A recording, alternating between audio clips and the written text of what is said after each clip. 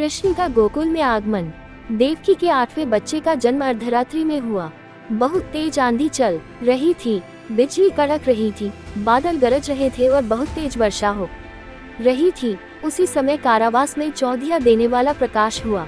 एक दैवीय स्वर ने वसुदेव को संबोधित करते हुए कहा, इस शिशु को यमुना के पार गोकुल ले जाओ। अपने पुत्र को अपने मित्र नंद की नवजात पुत्री से बदलकर तुरंत लौट आओ। उद्धरण चिन्ह। कारावास के ताले अपने आप खुल गए और कारावास के प्रहरी गहरी नींद में सो गए। वसुदेव अपने नवजात पुत्र को लेकर तत्काल चले गए।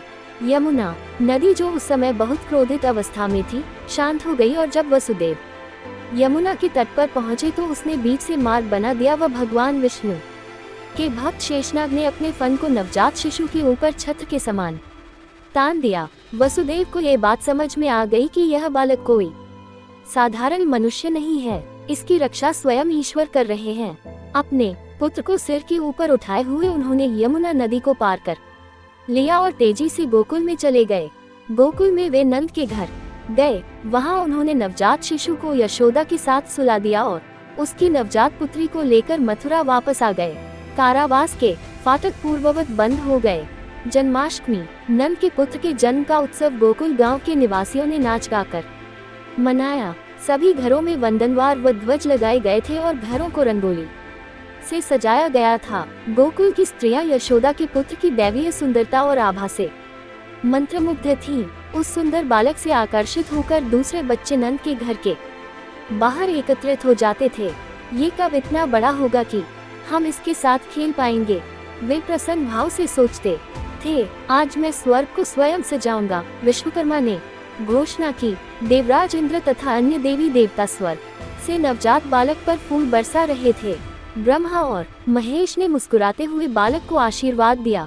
उसी दिन से कृष्ण के जन्मदिन को जन्माष्टमी के रूप में मनाया जाने लगा। श्री कृष्ण जन्माष्टमी के दिन मंदिरों को खास तौर पर सजाया जाता है। इस दिन मंदिरों में झांकियां सजाई जाती हैं और भगवान श्री कृष्ण को झूला झुलाया जाता है।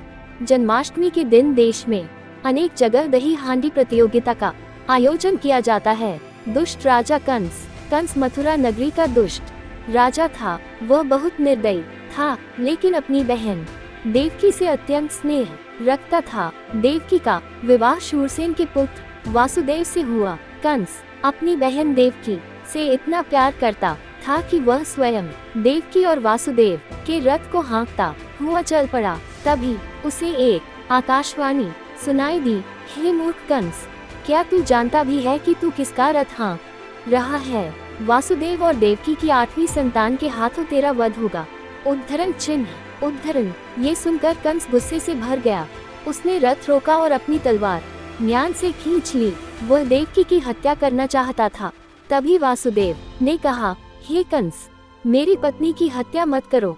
अगर तुम मेरे और मेरी पत्नी के प्राण नहीं लोगे तो मैं स्वयं अपनी सारी संतानें उनके जन्म के तुरंत बाद तुम्हें दे दूंगा। वासुदेव की बात सुनकर कंस शांत हो गया। उसने देवकी और वासुदेव की जान बख्श दी, लेकिन कंस ने उन दोनों को कारागार में डाल दिया। शर्त ये थी कि जैसे ही उनकी संतान जन्म ले, वैसे ही वे उसे कंस को सौंप दें। नारद जी एक दिव्य संत थे। एक दिन वे कंस के पास जाकर बोले, हे कंस, तूने मेरा बहुत अच्छा स्वागत किया है, इसलिए मैं तेरी सहायता करना चाहता हूँ। तू देवकी और वासुदेव के 8वें पुत्र से सावधान रहना। आप सभी को वीडियो अच्छी लगी हो तो चैनल को सब्सक्राइब करें। फिर मिलते हैं ऐसे वीडियो के साथ।